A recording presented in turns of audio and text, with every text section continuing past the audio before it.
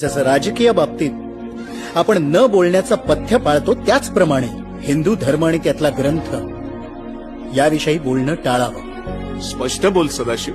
स्पष्टच बोलायचं तर या शाळा करताना अतिशूद्र मुलांना केवळ व्यवहाराचं ज्ञान द्यावं, एवढाच उद्देश होता. शिक्षणाचा केवळ इतकाच उद्देश असूच शकत नाही. शिक्षणाचा उद्देश आहे माणूस घडवणं, मग स्वतःच्या बुद्धीनं सत्य असत्य तपासून आपलं आणि समाजाचं जीवन समृद्ध करणं. पण या शिक्षणातून एकमेकांविषयी द्वेषभावना निर्माण होत असेल तर एकमेकांविषयी म्हणजे स्वतःला श्रेष्ठ समजणाऱ्या ब्राह्मणांविषयीच ना. मग माझं तर स्पष्टच मत आहे, जो आजही मनुस्मृती डोक्यात घेऊन वावरतोय त्याचा द्वेष नाही, तिरस्कारच करायला